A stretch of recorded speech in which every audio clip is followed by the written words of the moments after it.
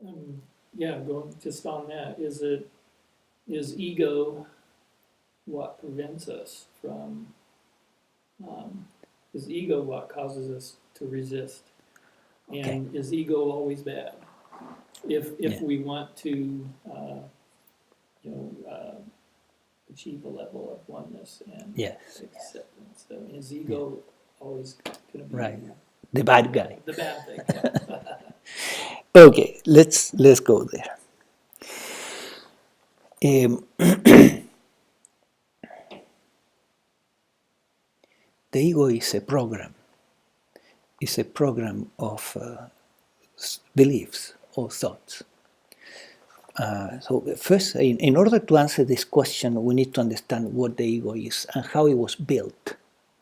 So if you picture a baby that is, smiling and happy and looking at the world, and there's no ego practically in that baby. There's no thought, I am so-and-so. The baby has not understood yet the thought and has not grabbed to the thought, I am so-and-so. Neither it has, neither is holding to any thought in this form or structure, I am this. So it has no concepts or ideas about who she is, right? There are no conceptual ideas about me. We could say that there is a me inside, but it's not conceptual. So now, at some point, the baby begins to hear her name, and the result of that is that, bang, there is a light bulb inside, turns on, and the baby says, oh, I am Mary, or whatever, right? And at that moment, the ego has been born. So now, it would be nice if this is the only thought that is believed by the baby, but this is just the beginning. So you give a toy to the baby, or a doll, or whatever, and the baby begins to create a sense of ownership with this object. And one day she concludes, I am the owner of this thing. So there is another I am this. So picture a basket where these I am this are going in one by one. Then, oh, I am the daughter of so and so, and I am the sibling of so and so, and I am a white person or a black person, and it's on and on and on until in a few years the baby has hundreds of I am these in this basket, and they are not passing thoughts. These are beliefs that carry a lot of power, meaning they carry feeling, right? We have feelings associated to each one of these thoughts, and they can be powerful. Let's say, for example, you, after enormous work, you became a lawyer. And now you say, I'm a lawyer, right? I'm special. And I'm making 6 figures, right? So I am this. But it's not just I am a lawyer, it's all the feeling associated with I'm a lawyer, a feeling of pride. Or if you never became a lawyer, and you failed in the process, so I'm not a lawyer. That's I am this too, right? I'm not a lawyer. And then you feel bad about yourself, right? So these thoughts, these beliefs, I am this, I am that, have associated an enormous amount of feeling. And this combination of thoughts, of beliefs, and feelings is called a psychic mass in Jungian psychology. And that psychic mass is called the ego. But notice that this psychic mass is no more than thoughts and feelings about you. It's not a real you. It's a mind stuff. It's a psychic mass of thoughts and feelings. And you can begin to look at it and look one by one into these thoughts. And you can begin to release them, right? You can release one, and you release the other, and you release the other. And you can begin to dissolve this psychic mass. So the ego actually was never you, right? It's a program. And it's a central program in the mind-body system. It's like the core subroutine of many, many other programs, right? That are around this me or I, this ego. So now you say, is it bad or is it good, right? Well,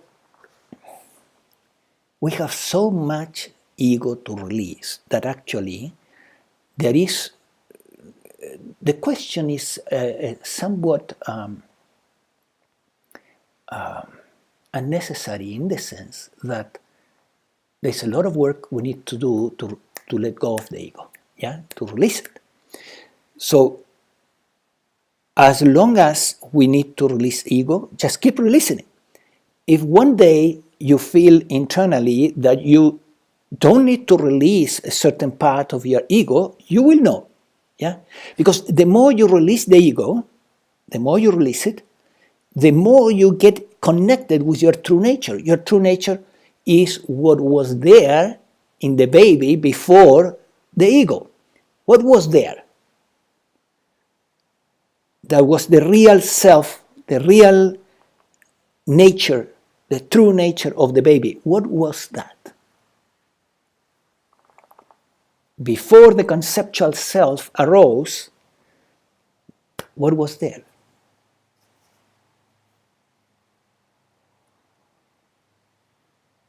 But what about your soul memory? I will go there. But what was before the ego?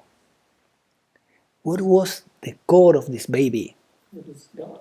It was Yes, connection to God. it was making it more concrete, right?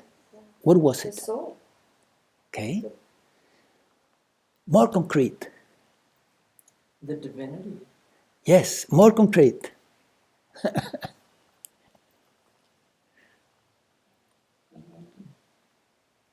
Look, have you had a baby in your arms? Or have you seen a baby? Yes, right? Have you noticed that their eyes are sparkling and they are, giving attention to the environment, and the baby is receiving a lot of data, right? Information. Through what? Through the five senses. Through the five senses. And is having very little thoughts. Very little. A few images, but little. The brain is still quiet because there is no ego there. If the baby is not uncomfortable because it's not having a negative sensation like pain or something like that, or hunger, that baby is not having negative emotions, right? No suffering, and so on. But what is outstanding about the baby is that it is alive, right? It's alive.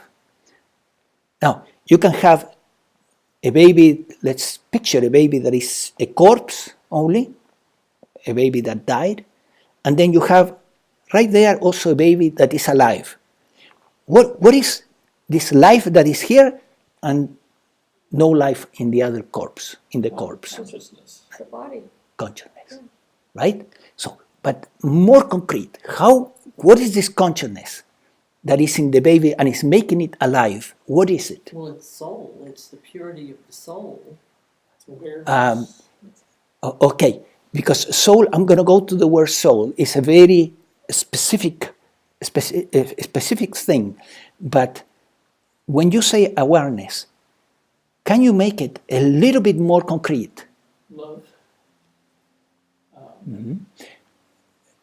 Look at this situation. At this moment, you know that you're here because there is perceiving of this room, isn't it?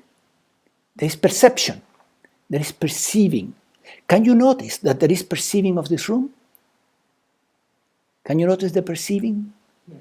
There are all these visual inputs, all these auditory inputs, all the tactile inputs. We all know the temperature in the room, right?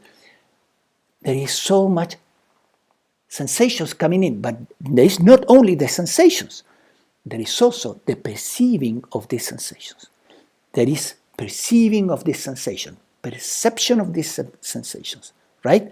Or we could say there is a consciousnessing of this, which is exactly what is not present in a corpse, right?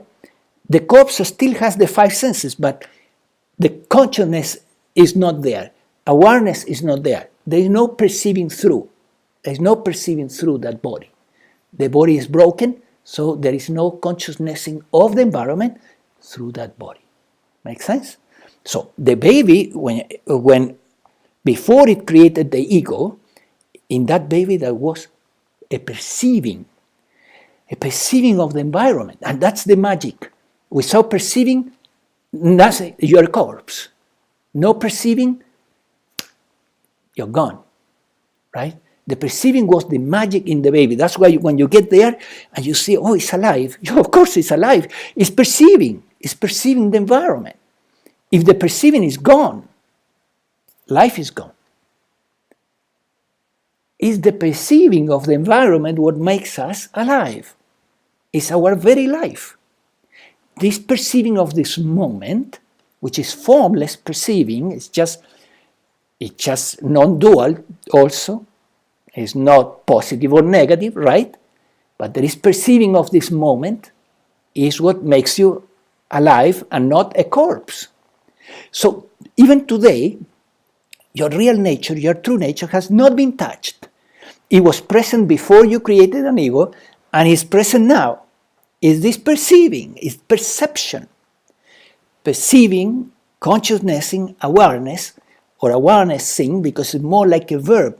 You can notice that there is perceiving of all this environment, right? And that is what makes you alive. If the moment all perceiving is gone, there's no life in the organism, and the organism immediately is terminated.